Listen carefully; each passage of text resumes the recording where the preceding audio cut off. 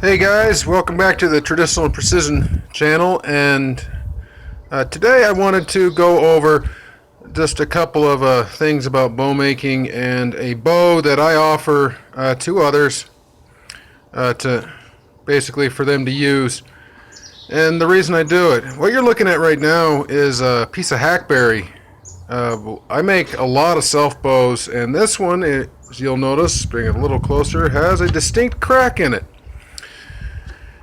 This happens from time to time. You never know what exactly it's going to do. You'll see that it actually darn nearly, sorry there, but very nearly follows in the layer exactly. Kind of a delamination within the wood. This one came as a real big surprise to me when it happened. If you look, it's not very long at all, and shorter bows are often under a lot of stress. The bow I offer a lot is actually a souped up version of this one. I call it the Lancer when I offer it to others. And the reason I call it that is it's a hybrid kind of laminated bow. It's more of a board bow than anything else. This is one of the first ones I ever just put together out of cherry and a walnut straight handle. Took my rasp to it. You see it's still a little rough. The glue lines aren't the prettiest in the world, but I decided, you'll notice, I decided to use fiberglass on the backing. And that has led down a few interesting details for me in my bow making journeys. And it's right here on the other side, other limb. You'll notice I've got some chrysalises going on here, small cracks, small fractures going on. And there's the big ones, or the bigger ones, you'll notice. That one, it's actually been slowly creeping its way to the backing, and I have no doubt that if it wasn't for the fiberglass, this bow would have given up the ghost long ago. Both sides all the way through. It's been very fun to shoot. I have since retired it, and I keep it for such an example. Now, again, this was Mark 1 of my Lancer that I make. So what I'm going to do, actually, over the next couple of days, is I'll be shooting video and getting it uploaded to YouTube to just show off what I do to make this. And using this hickory, this hickory stave here, I've already marked the center and the shelf. I have it on both sides.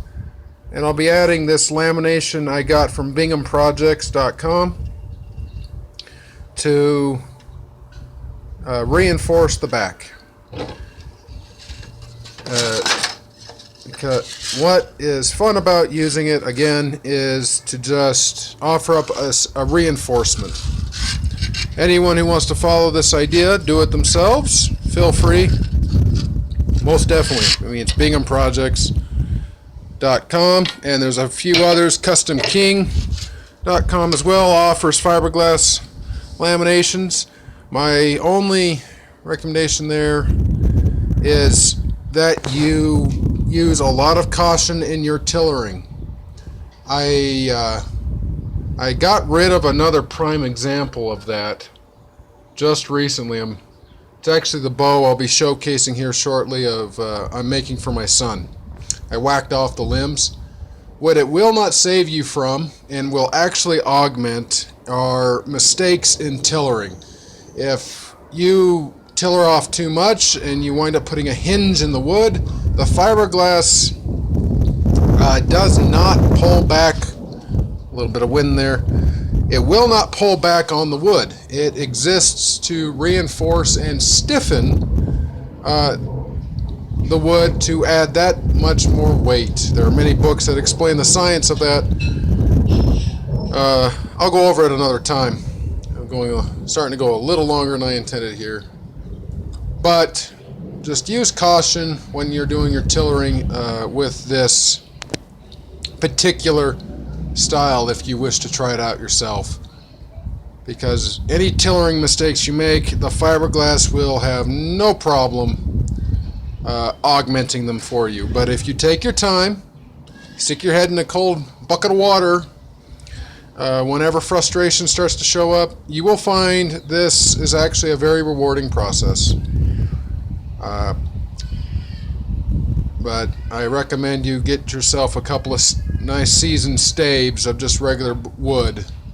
Either whack out your bucket list of Osage orange or get a couple of maple staves from a tree.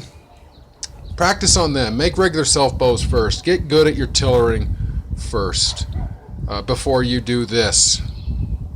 Anyway, thanks for tuning in. This is the beginning of this project, and I hope you all stay tuned for it. Thank you.